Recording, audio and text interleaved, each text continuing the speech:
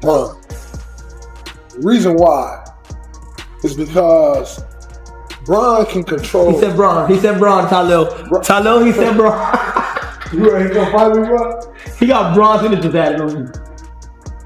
Pull up a chair. You got Bron signatures added on you? I'm gonna be honest. Show me It takes about 7 minutes to get from my room to this room.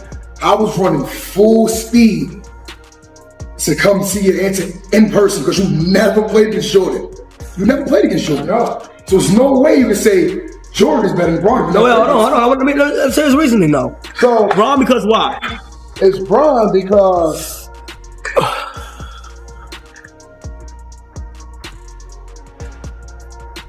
people threw the towel in on J.R. Smith. Like, as talented as J.R. was, people threw the towel in on him like, yo, he can't play women's basketball, he can't do this, he can't do that. It's not just J.R. though. If you look at some of the guys that he had to lead, yeah, J.R. had talent, no question. But people threw the towel in on you already. When people throw the towel in on you in this league, it's over. And people threw the towel in on JR, and Bron's like, nah, this man can shoot and he can defend. I can do something with that. I don't think MJ had many guys that went through that. Like Scottie Pippen is like Matthew Dellavedova. Deli stinks.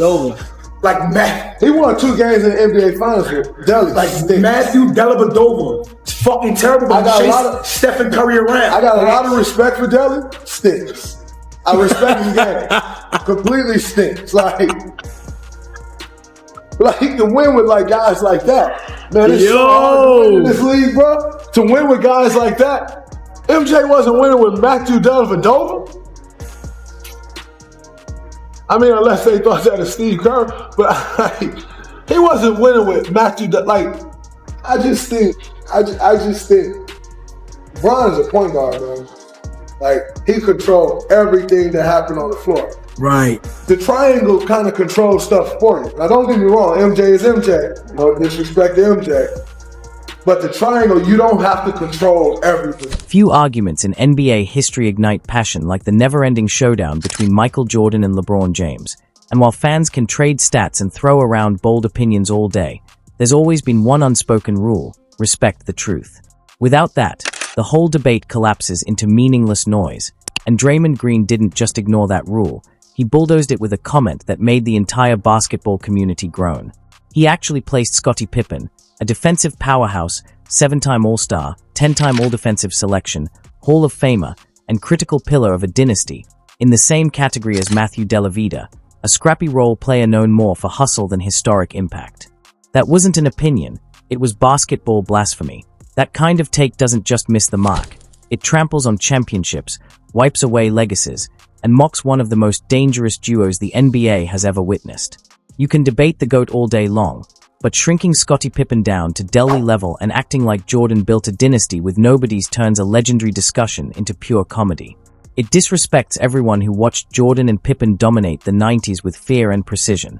Michael Jordan doesn't need defending, but the game deserves honesty, and the truth is clear. Jordan didn't get carried.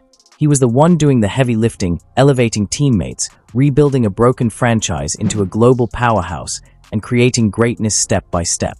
Draymond might be a genius on the court, but in this moment, he sounds like someone who misplaced the entire history book, because real history doesn't bend to convenience. Jordan didn't climb to greatness on Pippen's back. If anything, Pippen rose to legendary status by standing beside Jordan, and Matthew Dellavedova isn't even remotely part of that conversation. And that leads directly into the next issue. Earlier, we saw how Draymond twisted reality by comparing Pippen to Delly, but his logic falls apart even more when he suggests LeBron carried teams of nobodies to success. That idea is the shaky foundation that makes his whole argument collapse. Take the 2015 Cavaliers, for example. They reached the finals with Delly in the starting lineup after Kyrie Irving went down, and while Dellavedova did have one memorable defensive outing against Steph Curry, that lone gritty performance doesn't magically transform him into proof that LeBron was dragging a roster of forgotten players to greatness. And when you look at what followed, the myth falls apart fast. After that one standout performance, Delly collapsed from exhaustion, was hospitalized for dehydration, and the Cavs still lost the series 4-2. That's not LeBron carrying nobodies to glory. That's a superstar fighting hard in a battle he ultimately didn't win. And history doesn't hand out trophies for almost, it remembers champions. Yet Draymond twists the narrative as if LeBron somehow triumphed beside De La Vida, when the truth is clear. LeBron has never won a title without major superstar support. In Miami, he teamed up with Dwayne Wade, one of the greatest shooting guards ever, and Chris Bosh, an 11-time All-Star. In Cleveland, he had Kyrie Irving, who dropped 41 in the finals, and Kevin Love, a former 25-13 force in Minnesota. In Los Angeles, he paired with Anthony Davis, a top 75 all-time talent and one of the best two-way bigs of this era. That's not dragging underdogs, that's building super teams. Meanwhile, Jordan entered a Chicago franchise mocked across the league, drowning in dysfunction, drug issues, and zero direction, and transformed it from the ground up. Jordan didn't join forces with stars, he forged them. Pippen grew from an overlooked project into a Hall of Famer, Horace Grant became an all-star, Steve Kerr evolved into a clutch shot assassin, and role players like Paxson and Cartwright sharpened under Jordan's intensity. De La Vida is nowhere near that level, and LeBron never lifted teammates the way Draymond imagines. The harsh truth is simple, LeBron had superstar help and still lost 6 finals, while Jordan started with a broken franchise and turned it into the greatest empire in basketball history. Draymond tries to paint LeBron as a lone hero carrying weak rosters, but he conveniently ignores the most iconic example of true carrying, the night Michael Jordan dragged the Bulls to a championship with Scottie Pippen barely able to stand. Game 6 of the 1998 Finals was a war, and Pippen's back was so wrecked he could hardly walk, later admitting he was just a decoy. Chicago wasn't playing 5-on-5 that night. They were battling with 4 healthy players and one legend refusing to let the season die. So what did Jordan do in that moment of chaos? He didn't crack, complain, or wait for someone else to save the night. He became the savior.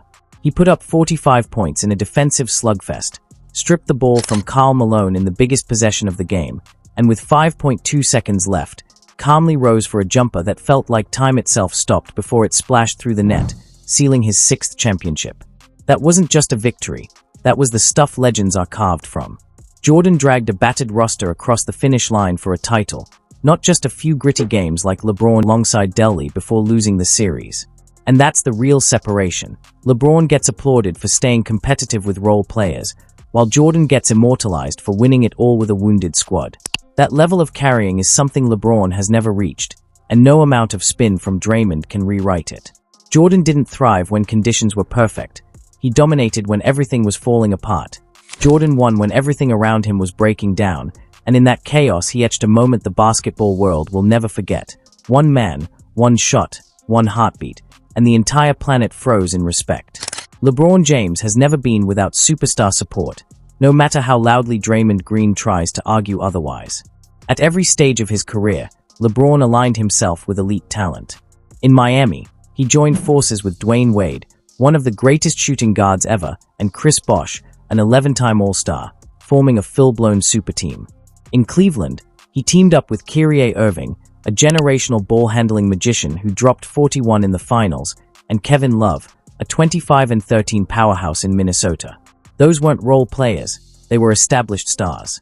And in Los Angeles, he handpicked Anthony Davis, a top 75 all-time talent and a dominant two-way anchor capable of leading a franchise on his own.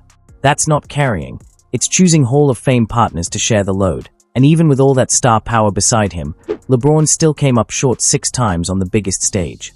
Now stack that against Jordan's path. When MJ arrived in Chicago, the Bulls were a league-wide joke. No identity, no stars, no direction. Jordan didn't step into greatness, he built it from rubble. He developed Pippen from a raw, unknown prospect into one of the greatest two-way players ever. He pushed Horace Grant into an all-star, sharpened Kerr and Paxson into cold-blooded shooters, and raised the culture so high the entire franchise transformed around him. LeBron's legacy is rooted in joining established stars. Jordan's legacy is rooted in creating them. History will never confuse the two. LeBron never carried a team of nobodies. Jordan carried an entire franchise into immortality. And while critics like Draymond Green insist Jordan always had Pippen or some flawless system, that claim collapses the moment you look at how those pieces were actually forged. Michael Jordan didn't ride the coattails of great teammates. He built them in the heat of his own greatness. When he entered the league, Scottie Pippen wasn't a star. He was a raw, skinny, unpolished kid from Central Arkansas, untested and far from elite. But under Jordan's relentless standards, fierce competitiveness, and obsession with championships, Pippen transformed into one of the most complete two-way players basketball has ever seen. Jordan didn't inherit excellence, he engineered it. That's the part Draymond Green conveniently ignores, because it dismantles his whole argument. And it wasn't just Pippen. Horace Grant became an all-star, and players like John Paxson and Steve Kerr were sharpened into clutch shooters who delivered finals-defining moments. Every transformation was deliberate, a direct product of Jordan's leadership and fire.